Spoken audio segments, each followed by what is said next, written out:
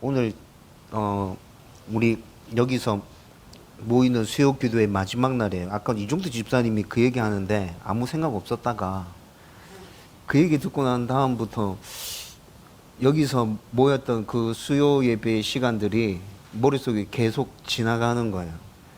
여러분 처음 수요 기도에 모였을 때 우리 개척 함께 시작했던 두 가정, 네. 김종훈 집사님 그때 택배하고 계셨는데, 네. 그 저녁에 일이 많아서 못 오시면 이종태 집사님 가정이랑 저희 부부랑 4명에서 수요 기도에 모였었습니다.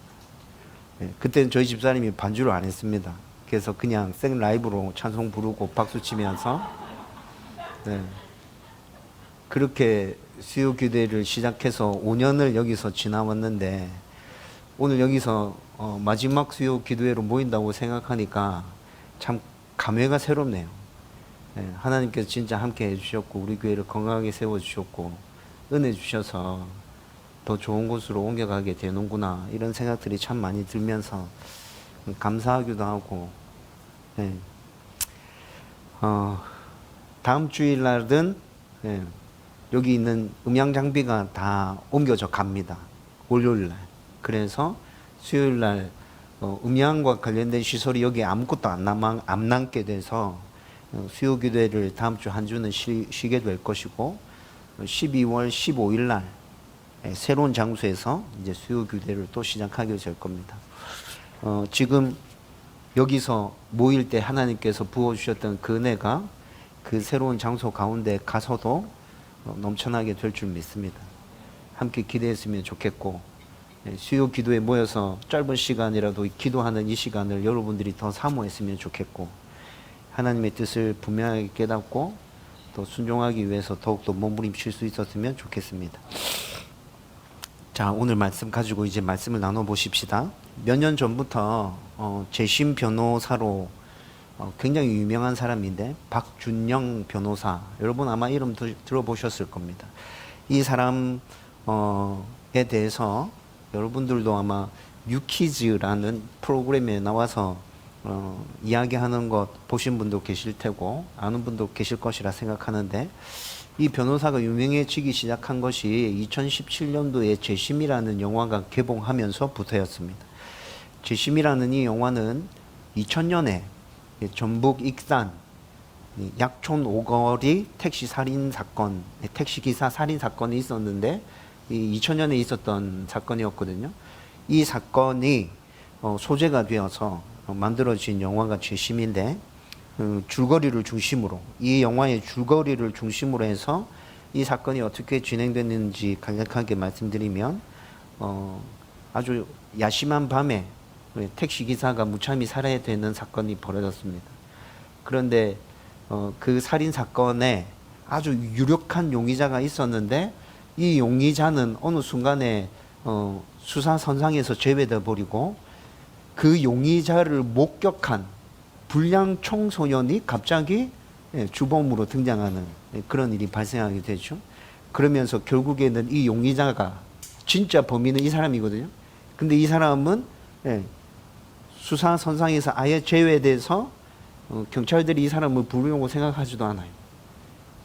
목격자인 이 불량 청소년이 모든 사건을 다 뒤집어 쓰고 10년의 형을 감옥에서 살게 됩니다.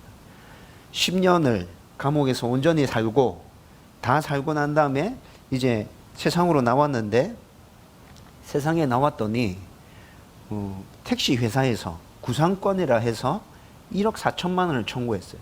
네가 그때 살인 사건을 저지르는 바람에 그 살인 사건을 처리한다고 썼던 비용들, 그 다음에 그 택시는 폐차했거든. 그 택시가 폐차 안 되고 정상적으로 영업했으면 이 정도 벌어들였을 거야. 그 다음에 또 기타 등등 뭐 이자 뭐 이렇게 해서 1억 4천만 원을 청구한 거예요. 10년을 살고 나왔더니 1억 4천만 원이라는 영수증이 자기한테 와 있는 거죠. 이 청년이요, 처음에는 재심할 생각을 안 했어요. 그냥 억울하게 모든 일들을 뒤집어 쓰고 10년 동안 감옥살이를 했는데 그냥 세상이 더러워서 이런갑다 생각하고 그냥 자기는 그냥 고향에 처박혀서 그냥 살려고 생각하고 추록해서 나왔는데 1억 4천만 원이 자기의 목을 콱콱콱 죄기 시작하니까 어쩔 수 없이 재심을 시작하게 됩니다. 여러분, 이 재심에서 변호를 맡았던 사람이 박준영 변호사입니다.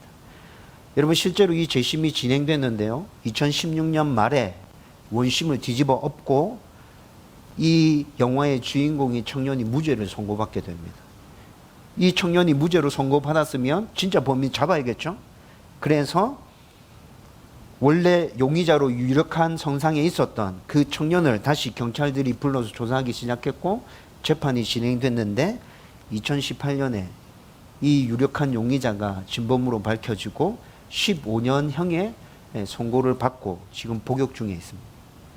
여러분, 그런데 전북 약촌 오거리 이 택시기사 살인 사건에 있어서 여러분, 이 사건이 이렇게 잘못 전개됐던 원인이 어디 있을까요? 이 사건이 처음부터 제대로 잘 수사되고 진행됐다면 이런 억울한 일은 생기지 않았겠죠? 여러분, 이 사건이 어디서부터 꼬였냐면 용의선상에 올랐던 이 사람은 굉장히 안정적인 가정에서 자랐던 모범 학생이었고, 경찰들이 덮어씌운 이 학생은 불량 청소년이었어요. 그러니까 경찰들은 무조건 얘가 범인일 것이다. 얘가 목격자였거든요. 근데 얘가 무조건 범인일 것이라 생각하고 얘를 수사하는 데 있어서 강압적으로 수사하고 또 고문과 구타까지 이렇게 수사가 진행되면서 얘가 그걸 견디지 못해서 결국에는 거짓으로 자기가 범행을 저질렀다고 자백했기 때문에 이 사건이 이렇게 꼬여져서 가게 된 거죠. 여러분, 살인의 추억이라는 영화도 기억나시죠?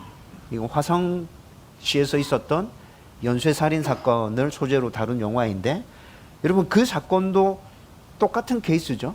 경찰들이 강압적으로 수사하고 고문하면서 진짜 진범은 따로 있는데 엄한 사람을 잡아서 감옥에 집어넣고, 결국에는 화성 연쇄살인 사건은 이춘재라는 사람이 다른 교도소에 갇혀 있다가 자기가 그 사건을 저질렀다고 자백하는 바람에 이게 밝혀지게 되는 거잖아요.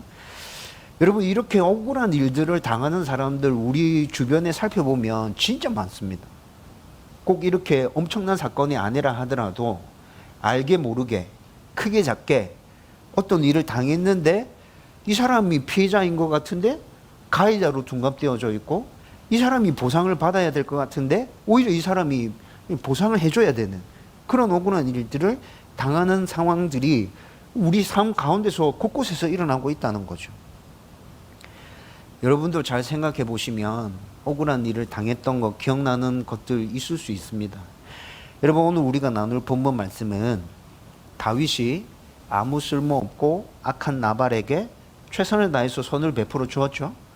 그런데 그렇게 선을 베풀어 주고 난 다음에 양털 깎는 철에 좀 음식을 나눠 달라고 부탁했는데 이 나발이 다윗에게 엄청난 수모를 안겨주고 아주 모질게 박대하죠.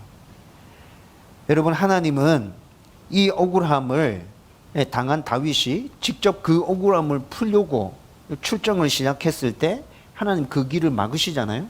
그리고 막으신 이후에 당신이 직접 나서서 그 억울함을 풀어주시고 다윗의 수모를 모두 다 나발에게 갚아주시고 그 모든 상황을 선으로 이끌어 가시는 그 상황들이 오늘 우리가 읽었던 말씀 가운데서 나타나고 있었다.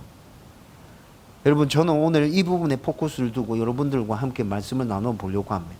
그런데 다윗에게만 하나님께서 이렇게 역사하고 있는 게 아니에요. 오늘 본문 말씀 가운데는 관점을 좀 달리해서 나발의 관점에서 이 사건을 바라볼 때도 하나님의 자녀들에게 선하게 역사하시면서 그가 당한 억울함을 갚으시는 하나님이 드러나고 있습니다. 아비가일의 관점에서 이 사건을 다시 바라봐도 똑같은 하나님이 드러나고 있다는 거죠. 여러분, 이게 지금 무엇을 얘기해 주는 거예요? 하나님은 다윗만의 하나님입니까? 아비가일의 하나님입니까? 아니요. 지금 이 시대 우리의 하나님이기도 한 거죠. 그렇죠? 하나님께서는 이 말씀 가운데서 우리가 지금 살펴보려고 하는 그 모습 그대로 우리 가운데도 오늘 동일하게 역사하고 계신다는 것입니다. 저와 여러분들이 그 하나님을 경험하면서 살 수 있었으면 좋겠습니다. 그러면 그 하나님이 어떤 하나님인지 한번 살펴보십시다. 지난주 나눈 말씀에서 38절이 끝부분이었어요. 지난주 말씀에서 38절 끝부분에서 어떻게 얘기하고 있었죠? 하나님께서 나발을 치심에 그가 죽었다라고 말씀하면서 지난주 말씀이 끝났죠. 그리고 오늘 본문의 시작은 이 소식을 전해 들은 다윗이 하나님을 찬양하는 것으로 시작하고 있습니다. 그런데 39절 말씀 읽어보면 나발에게 당한 나의 모욕을 갚아주사. 다윗이 지금 이렇게 얘기하고 있죠. 그리고 39절 조금 뒤에 가보면 나발의 악행을 그의 머리에 돌리셨도다. 다윗이 지금 이렇게 찬양하고 있는 것이거든요. 여러분, 다윗이 이렇게 얘기하고 있다는 것은 지금 무엇을 드러내 보여주는 거예요? 내가 나발로부터 억울한 일을 당했는데 그 억울함을 지금 하나님께서 대신 갚아주셨다라고 고백하면서 지금 하나님을 높이고 있는 것이잖아요. 여러분, 지난주 말씀 나눌 때 제가 잠깐 언급해 드렸는데 다윗으로부터 엄청나게 은혜를 입은 나발이 그와 그의 전령들을 모욕하고 그냥 돌려보낸 것은 분명히 나발이 잘못한 것이 맞습니다. 그리고 나발이라는 그 이름의 뜻, 정확하게 얘기하면 별명이랬죠. 나발이. 이 별명이 담고 있는 뜻이 뭐였어요? 바보, 미련한 자, 쓸모없는 자라는 뜻들을 이 별명의 의미에 담고 있는 거라 그랬잖아요. 여러분, 이를 보아서 알 수 있듯이 평상시에도 그는 늘 악한 말과 행동으로 사람들에게 인정받지 못했어요. 사람들에게 쓸모없는 삶을 살았던 사람이란 말이에요. 여러분, 이렇게 나발에 대해서 조금 알고 나면, 그러면 나발이 그렇게 한 것에 대해서 다윗이 그에게 징계를 한다고 해서 크게 잘못된 게 없구나. 나발은 분명히 다윗에게 잘못했구나. 그리고 그의 전체적인 삶을 살펴봐도 그는 이렇게 징계받아야 될 사람이 맞구나 라는 생각이 들죠. 그런데 문제는 어디 있다 그랬어요? 다윗이 지금 나발이 자기를 모욕 준 이야기를 듣고 난 다음에 분노가 치밀어 올라서 다윗이 어떤 작정을 가지고 지금 출정하고 있는 거죠? 나발의 집안에 속한 모든 사람들을 다 진멸해버리겠다. 나발은 충분히 징계받아도 합당한 사람이지만 그의 집안에 속한 그의 가족들 그리고 그의 종들은 나발만큼 그렇게 악하고 못된 사람들인가요? 한순간에 진멸당해야 될 그렇게 악한 자들인가요? 그게 아니죠. 나발은 그런 자일지 몰라도 나발의 집안에 속한 사람들이 다 그런 사람들은 아니란 말이에요. 그런데 다윗이 지금 솟아오르는 그 분노를 주체하지 못해서 지금 이런 작정을 가지고 출정을 했어요. 근데 하나님께서 그를 막으십니다. 하나님께서 다윗을 막으시는 이유는 뭐예요? 앞으로 이스라엘의 왕이 될 다윗이 나발 때문에 무죄한 자들까지 학살하는 잘못을 막아서 하나님과 이스라엘 백성들 앞에서 합당한 왕으로 세우시기 위해서 하나님께서 지금 다윗을 막으신 것이란 말이에요. 그리고 하나님께서 막으시기만 하고 그냥 이 일을 이렇게 끝냈어요? 그렇지 않죠. 하나님의 섭리 가운데서 이 사건을 풀어가기 시작합니다. 충성되고 청지기 의식을 가진 한 종을 사용하시죠. 그 종에 대해서 우리가 이미 말씀을 나누었습니다. 이 종뿐만이 아니라 또 지혜롭고 경건한 아비가일을 사용하셔서 다윗의 분노를 진정시키시고 그가 잘못 판단하고 있다는 것을 깨닫게 하셨습니다. 그래서 다윗은 자기가 잘못 판단했다는 것을 깨닫게 하시고 죄를 범하지 않도록 자기를 보호해 주시고 인도해 주시는 그 하나님을 찬양하고 결국에는 평안한 가운데 자기의 초소로 다시 돌아가게 되죠. 여기까지가 지난주까지 우리가 살펴본 이 사건과 관련해서 우리가 살펴본 내용이잖아요. 여러분, 그런데 우리가 생각하기에는 사건이 이렇게 해서 마무리되어진 것 같아요. 여러분, 다윗은 지금 지난주 나누었던 말씀에서 아비가일을 만나고 난 다음에 끌어올랐던 분노가 다시 진정되어지고 잠잠한 상황에서 평안을 누리면서 자기 초소로 돌아간 것이라고요. 나발에 대해서 어떻게 해야겠다는 생각은 다윗 가운데서 아예 사라지고 없어요. 여러분, 그러면 이 사건이 종결된 거잖아요. 그렇죠? 그런데 오늘 우리가 읽었던 말씀에서 하나님 편에서 이 사건은 종결된 것입니까? 아니요. 하나님은 이 사건이 종결된 것이 아니에요. 다윗에게는 이 사건이 종결된 것인지 몰라도 하나님은 이 사건을 완전하고 깨끗하게 처리하시기 위해서 또 일을 진행시켜 가고 계십니다. 어떻게 해요? 나발을 치심으로 그를 죽게 하시는 거죠. 다윗이 나발을 징계하기 위해서 나섰는데 징계와 관련된 부분은 누구에게 속한 것입니까? 하나님께 속한 것이죠. 나발 한 사람을 징계하는 것은 합당한 짓이라 하더라도 그건 네가 징계해야 될 게 아니고 내가 징계해야지. 그리고 너는 지금 나발 한 사람만 보고 가는 게 아니라 나발 집안에 속한 모든 사람들을 다 보고 가고 있잖아. 그건 나쁜 거야. 그건 안 돼. 하나님께서 막으시고 다윗 입장에서는 모든 사건이 끝났어요. 마무리되어졌어요. 하나님, 제 마음이 평안합니다. 해결되어졌습니다. 끝났습니다. 제가 하나님께 감사와 영광을 올려드립니다. 이렇게 됐지만 하나님 뭐라 하시는 거예요? 너는 그렇다 할지라도 나는 아직 끝나지 않았다 말씀하시면서 나발에 대해서 정확하게 하나님께서 행하실 일들을 행하고 계신다는 거죠. 하나님께서 하신 일은 뭐예요?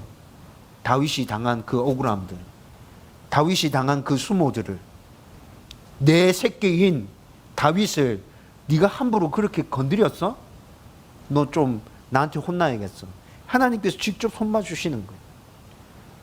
여러분, 다윗이 나발이 죽었다는 소식을 들었을 때 자기는 모두 다 끝났다 생각했는데 하나님께서 자기가 당한 그 수모와 억울함을 대신 갚아주셔서 이 일들을 진짜 깔끔하게 정리하셨다는 것을 단번에 깨닫게 되었어요.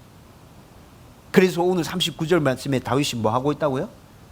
또다시 하나님을 찬양하는 거예요.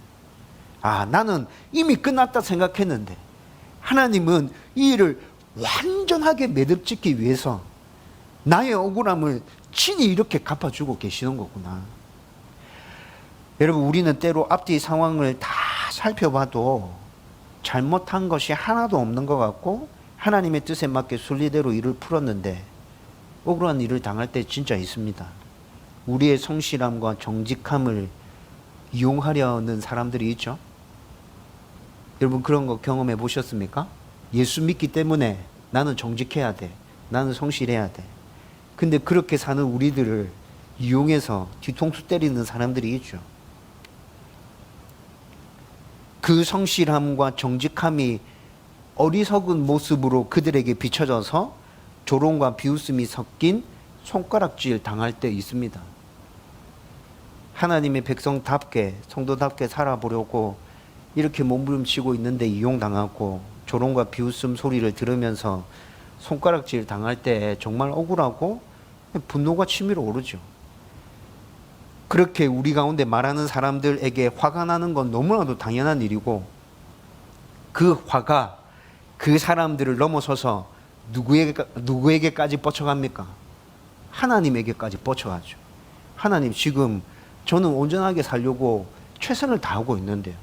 정직하게 살려고, 성실하게 살려고, 순종하면서 살려고 지금 이렇게 하고 있는데 하나님, 이렇게 몸부림치고 있으면 복을 받아야 되는 거 아닌가요? 하나님께서 나와 관련된 모든 일들을 순종하게 인도해 주셔야 되는 거 아닙니까? 풀어지게 해 주셔야 되는 거 아닙니까? 그런데 왜 내 앞에 이런 일들이 계속 일어나는 겁니까?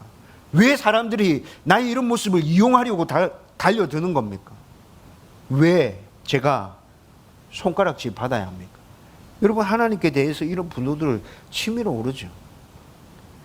여러분, 이렇게 열심히 살아가는 데 있어서 우리 삶 가운데 아무런 변화가 일어나지 않고 그냥 평범한 삶이 계속 진행되어지면 그건 그나마 괜찮습니다. 견딜 수 있죠. 내가 기대한 것대로 내 삶이 풀어지지 않는다 하더라도 특별한 문제가 생기지 않고 그냥 어려움이 없으면 이렇게 가다 보면 때가 될 때 하나님께서 은혜 주시겠지 생각하면서 뚜벅뚜벅 우리는 그 길을 걸어가죠. 그런데 그게 아니라 진짜 제대로 살아보려고 몸부림치고 있는데 억울한 일들이 생기면, 누명을 쓰게 되면, 사람들로부터 손가락질 당하게 되면 진짜 화가 치밀어 오릅니다. 우리의 굳건한 믿음이 흔들리기 시작하고 그 믿음이 힘을 잃어버리고 그냥 주저앉게 되죠.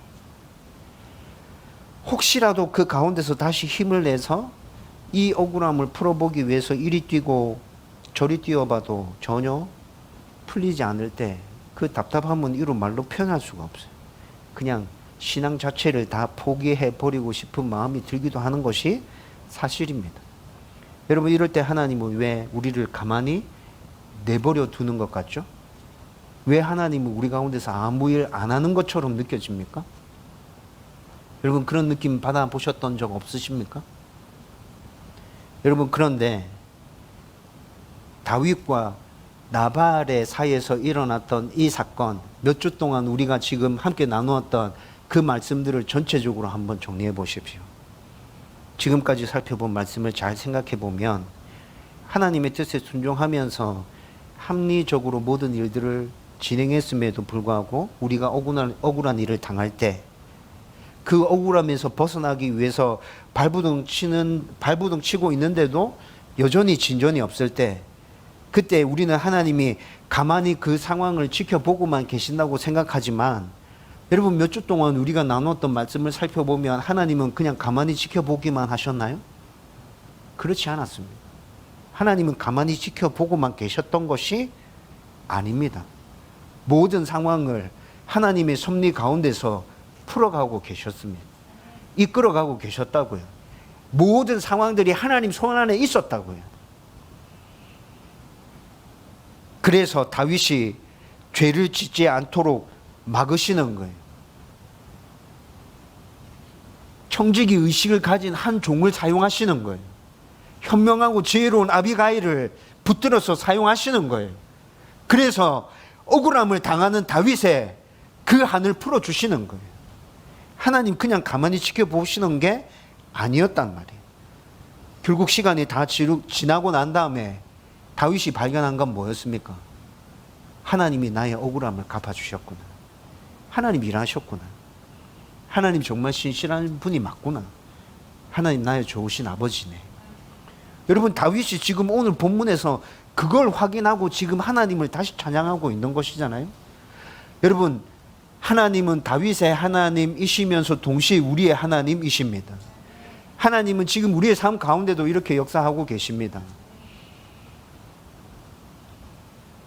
다윗은 나발이 죽었다는 소식을 듣고 하나님께서 이렇게 깔끔하고 정확하게 이 일을 마무리하셨다는 것을 분명하게 깨달아 알게 되었죠. 그래서 아비가일을 만났을 때 자기의 걸음을 막으시고 멈추신 하나님을, 자기의 잘못을 깨닫게 하신 그 하나님을 찬양했듯이 오늘 이 일 앞에서도 동일하게 하나님을 찬양하는 거예요. 나는 그때 그 일로 인해서 이 사건이 완전히 마무리된 줄 알았는데 하나님은 이 일을 이렇게 마무리 지으시구나. 하나님 진짜 찬양받기에 합당하신 분이시구나. 여러분, 다윗의 관점에서 하나님이 자기의 자녀의 억울함을 갚으시고 손으로 인도하시는 부분이 이렇게 드러나고 있다는 것입니다. 여러분, 그런데 제가 오늘 설교를 시작하면서 말씀드렸죠. 다윗의 관점에서만 이런 주제들이 드러나고 있는 게 아니라 나발의 관점에서 살펴봐도 이런 주제가 오늘 말씀 가운데서 드러납니다. 나발의 관점에서 이 주제가 어떻게 드러난다는 거예요? 여러분, 나발이 지금 다윗의 억울함을 갚으시는 하나님을 온전하게 경험해서 그가 하나님의 징계로 죽게 된 거예요. 그렇죠? 나발의 시각에서 한번 이 사건을 풀어보십시다. 지금 이 사건에서 드러나는 하나님은 나발 입장에서는 어떤 하나님이 드러나고 있는 거죠? 공의로우신 하나님. 나발의 입장에서는 지금 분명하게 공의로우신 하나님이 드러나고 있는 거예요. 그렇죠? 굉장히 무서운 하나님이에요. 여러분, 그런데 공의로우신 하나님의 뒷면에는 어떤 하나님이 있는 거예요? 선하신 하나님이 있습니다. 동전의 양면이죠. 여러분, 만약에 공의로우신 하나님이 아니라면 하나님의 선하심이 온전하게 우리 가운데 다가올 수 있겠습니까? 공의로우신 하나님이 없으면 선하신 하나님도 우리 가운데 없는 거예요. 선하신 하나님만 존재한다. 여러분, 그 하나님이 하나님이라고 우리는 인정할 수 있겠어요? 절대 인정할 수 없죠. 하나님이 공의로우심이 이렇게 드러났다는 건 그 이면에 하나님의 선하심도 같이 드러나고 있다는 것을 분명하게 알려주고 있는 사실입니다. 여러분, 나발이 지금 공의로우신 하나님을 바라보면서 분명히 깨닫는 바가 있었을 거예요. 아, 하나님은 살아계시구나. 그 하나님은 공의로우신 분이구나. 하나님이 지금 나에게 이렇게 하시는 건 내가 다윗에게 했던 죄 때문에 하나님께서 이렇게 하고 계시는 거구나. 여러분, 나발이 하나님의 징계 가운데서 고통당하고 있을 때 여러분, 그런 거 아마 깨달을 수 있었을 거예요. 그런데 나발이라는 이름에서 드러났듯이 그는 어리석고 쓸모없는 자였다고 했잖아요. 네. 우리가 로마서 말씀에서도 살펴봤죠. 하나님께서 알만한 것들을 다 보여줬지만 깨닫지 못하는 사람들은 보여줘도 깨닫지 못한다 했잖아요. 제가 생각할 때 나발이 그런 사람인 것 같아요. 충분히 진행되어지고 있는 상황들을 보면 공의로우신 하나님이 보이고 다윗 가운데 자기가 했던 죄 때문에 지금 하나님께서 자에게 이렇게 징계하고 있다는 것을 느낄 수 있었을 텐데 나발은 그걸 깨닫지 못하고 있다는 거죠. 여러분, 나발이 이 사실을 깨닫지 못한다고 해서 하나님의 공의로우심과 하나님의 선하심, 자기 자녀들이 당하고 있는 억울함을 갚아주시는 그 하나님이 드러나지 않는 것입니까? 여러분, 이 사건에서 등장했던 경건하고 지혜로운 사람들의 관점에서 다시 한번 바라보십시오. 여러분, 청지기 의식을 가졌던 그 종이 나발이 이렇게 징계받고 있는 모습을 보면서 그는 무슨 생각을 했을까요? 하나님이 징계하고 계시구나. 아비가일의 입장에서 나발이 이렇게 되는 걸 봤을 때 아비가일은 어떻게 생각했을까요? 하나님께서 나발을 징계하고 계시구나. 여러분, 그들의 눈에는 이 하나님이 보이는 거예요. 이 하나님이 느껴지는 거예요. 그렇죠? 여러분, 나발은 하나님께 돌이킬 수 있는 기회가 있었음에도 불구하고 그 기회마저 발로 걷어찼습니다. 여러분, 아비가일이 나발에게 이야기해 주죠. 다윗이 당신을 죽이려고 찾아왔었는데 제가 막았습니다. 이렇게 얘기해 줬어요. 그 이야기를 들으면서 너무 충격받아가지고 온몸이 돌처럼 굳었다고 했잖아요. 그 상태가 며칠 동안 지속됐다 그랬죠? 열흘 동안 지속됐다 그랬어요. 그렇죠? 여러분, 그 열흘 동안 그 엄청난 충격 가운데 휩싸여서 그가 끙끙 앓으면서 있었다면 여러분, 제가 생각할 때는 하나님께서 충분히 나발에게 돌이킬 수 있는 기회까지 허락해 주신 거예요. 여러분, 그때 나발이 이 공의로우신 하나님을 보고 있었다면, 자기 자녀의 억울함을 갚으시는 선하신 하나님을 보고 있었다면 여러분, 그런 충분히 돌이킬 수 있었지만 그 기회까지도 그냥 걷어차버렸다. 아무튼 지금 나발의 관점에서 이 사건을 펼쳐봐도 자기 자녀의 억울함을 갚으시는 하나님이 드러나고 있다는 거예요. 그렇죠?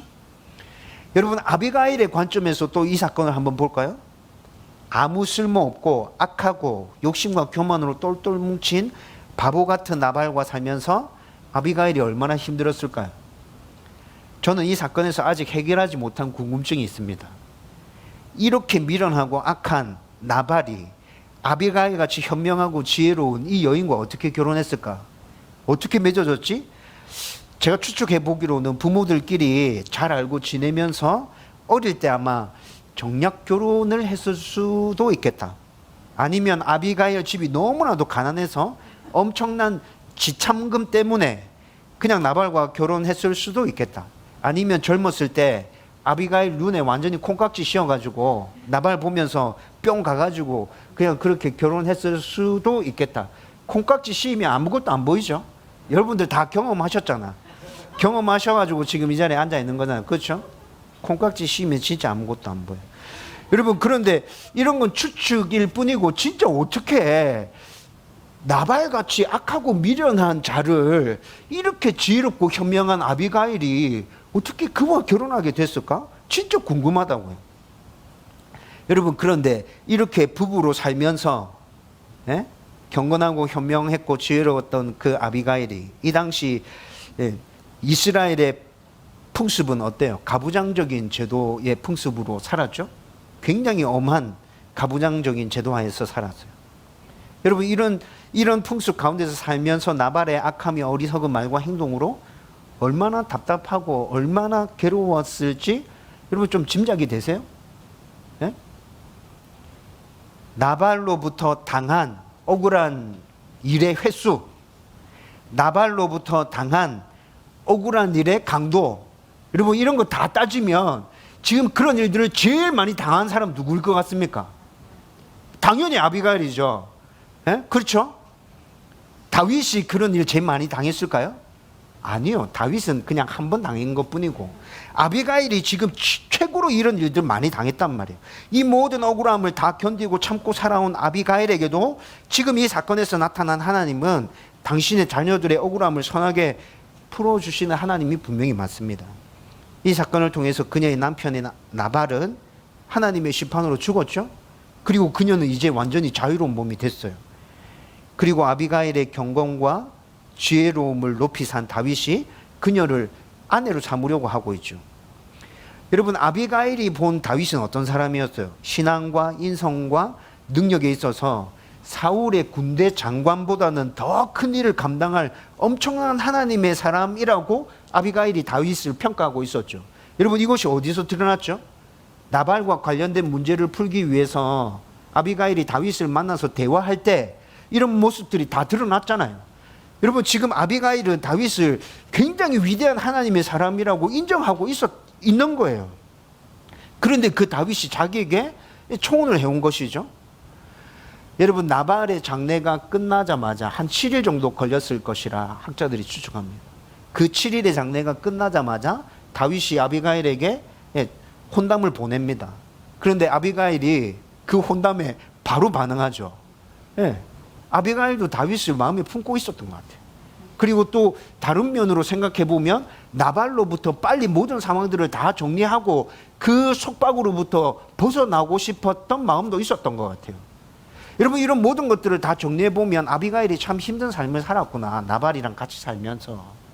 그런데 이 사건이 이렇게 진행됨으로 인해서 모든 억울함들을 선하게 갚으시는 하나님, 아비가일의 입장에서 지금 그 모습이 드러나고 있는 거잖아요. 마지막으로 아비가일과 결혼한 다윗의 관점에서 또 이 사건을 한번 바라보십시다. 아비가일과 지금 마지막에 결혼했죠. 다윗이 아비가일을 자기 아내로 삼았습니다. 여러분, 이 사건이 처음 시작될 때 나발을 소개하면서 그는 엄청난 부자라고 했습니다. 엄청난 부자. 그에게는 자식이 없었던 것으로 추측됩니다. 여러분, 그러면 나발이 죽고 난 다음에 이 재산은 누구에게 가는 거죠? 아비가일에게 가는 것입니다.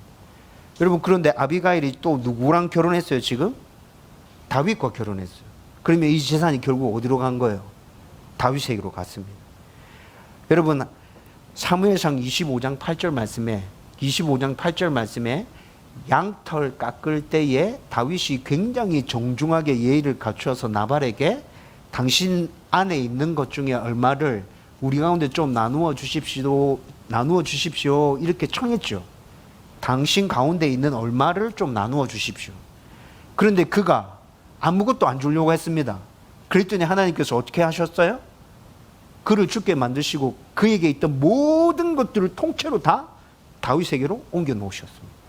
여러분, 학자들은 다윗이 이 부를 자기 것으로 만들고 난 다음에 꼭 이렇게 얘기하니까 부를 얻으려고 아비가일이랑 결혼한 것 같은데 그런 거 절대 아니고 그냥 자연스럽게 이렇게 흘러온 거죠. 하나님의 섭리 안에서 이 부를 다윗이 자기가 왕이 되기 직전까지 필요했던 정치 자금으로 썼을 것이다. 학자들은 그렇게 추측합니다. 여러분, 한 나라의 왕으로 등극하는 데 있어서 정상적으로 들어가야 될 돈들이 굉장히 많았겠죠.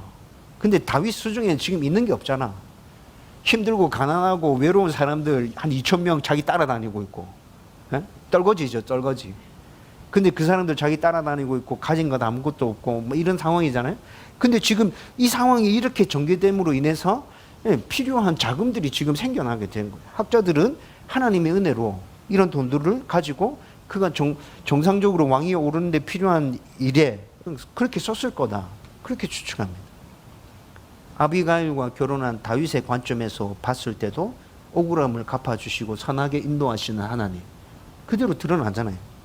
어제 아주 억울한 일은 아닌데 누군가가 이치와 순리에 맞지 않게 저에게 뭔가를 요구하는 일이 있었습니다. 세상의 법으로 따져봐도 상식으로 생각해봐도 맞지 않는 일이었습니다. 근데 자기에게 뭔가 손해가 있다는 생각을 하고 저에게 그런 요구를 하는 것이죠. 그리고 그렇게 저에게 무리한 요구를 한 사람은 제가 목사인 것을 알고 있습니다. 어제 실제 있었던 일입니다. 그런데 이런 일을 당하면 전 진짜 마음이 답답해집니다. 세상법과 상식으로 따지면 목사가 야박하고 사랑도 없고 예수 안 믿는 사람이랑 똑같네. 이렇게 직접적으로 대고 말하진 않을 것 같지만 생각 속으로 그런 생각을 할 것 같아요. 그렇다고 그냥 받아주자니까. 예수 믿는 사람에게는 세상 법과 상식에서 벗어나도 그냥 우리에게 필요한 것들 다 요구하면 그 사람들 다 들어준다. 이런 이미지를 심어줄 것 같아서 또 그렇게 하고 싶진 않아요. 여러분, 이미 우리가 살아가는 이 세상에서는 예수 믿는 사람들이 잘못한 것이 아님에도 불구하고 자기들의 요구를 수용해 주지 않았을 때 예수쟁이들이라고 그렇게 비아냥대면서 손가락질하는 그런 일들이 비일비재하게 일어나고 있잖아요. 저는 이런 상황이 생기면 오늘 설교 서론에서 언급했던 약촌 오거리 택시 기사 살인 사건, 화성 연쇄 살인 사건, 이처럼 아주 억울한 일은 아니지만, 그런 사건과는 비교할 수는 없지만 제 삶 가운데서 이런 일들이 생기면 마음이 굉장히 답답하고 억울합니다. 무례한 요구를 하는 그 사람에게 하고 싶은 말 진짜 많은데 몇 마디만 하면 이 문제를 완전하게 깔끔하게 정리할 수 있을 것 같은데 그렇게 말하지 못해서 답답하고, 바른 말 했을 때 목사가, 예수쟁이가 라는 그 시선으로 바라보는 그 시선이 너무 싫고 짜증나는 거죠. 여러분, 어제 이런 것들 때문에 마음이 좀 불편했어요. 오늘 아침에 또 나와서 기도하는데 그래도 나는 송도구 목사인데 일단 교회 이사 갈 때까지 머릿속이 너무 복잡하니까 이사 끝나고 난 다음에 그 사람이랑 다시 만나서 얘기해보자. 그런 마음을 품고 오늘 아침에 다시 기도하기 시작했어요. 그런데 걱정되는 것은 그 사람이 계속 무례한 요구를 할 때, 당당하게 주장하면서 나에게 요구할 때 내 안에 끌어오는 그 분노가 잘 제어될 수 있을 것인가. 이건 저도 잘 모르겠어요. 그래서 그 사람과 만났을 때 지혜롭게 말하고 행동할 수 있도록 하나님 은혜를 주십시오. 이 일이 하나님의 은혜 가운데 잘 풀리게 해주십시오. 오늘 아침부터 또 기도하기 시작했습니다. 여러분, 이런 기도를 하고 오늘 오전에 이 설교 뒷부분 정리하고 있는데, 오늘 이 말씀을 준비를 마무리하면서, 그리고 지금 이렇게 여러분과 함께 이 말씀을 나누면서 크고 작든 크든지 작든지 하나님의 자녀들이 억울한 일을 당할 때 하나님은 가만히 계시는 것이 아니라 당신의 섭리 가운데서 일하고 계신다는 것을 다시 확인하면서 하나님의 평안을 누리게 됩니다. 아, 하나님은 일하고 계시구나. 그냥 가만히 바라보고 계신 게 아니구나. 그리고 당신의 자녀가 죄를 범하지 않도록 막으시고, 정말 억울한 일을 겪었다면 하나님이 친히 나서서 그 억울함을 갚아주시고 그 모든 일들을 선하게 이끌어 가시는 그 하나님을 다시 깨닫게 되는 것이죠. 이 하나님이 바로 저와 여러분의 하나님이십니다. 어떤 억울한 일을 만나든지 이 하나님을 의지하고 잘 참고 견딤으로 하나님의 영광을 드러내고 그분의 은혜와 복을 경험할 수 있기를 주님의 이름으로 축원드립니다. 말씀을 결론 지으려고 합니다. 지금 하나님의 말씀 앞에서 옳고 그름을 잘 판단했고 이치에 맞게 하나님의 영광이 드러나게 다른 사람과 나에게 유익하게 모든 일들을 그렇게 진행했는데도 불구하고 억울한 일을 당하고 있는 분이 계십니까? 억울한 일을 당하지 않았다 하더라도 나는 진짜 발버둥 치고 있는데 일이 잘 풀리지 않아서 마음이 답답하고 힘드신 분이 계십니까? 오늘 본문 말씀을 통해서 우리가 나눈 말씀을 머릿속에 기억하십시오.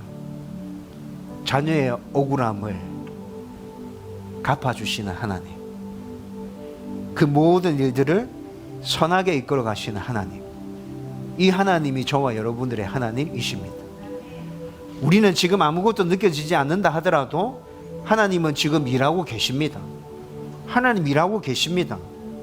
여러분, 그 사실을 믿고 언젠가 내가 하나님의 은혜와 복을 누리게 될 날이 올 거다, 그 일을 기대하면서 하나님을 찬양하고 모든 영광을 하나님께 올려드릴 수 있기를 주님의 이름으로 축원드립니다.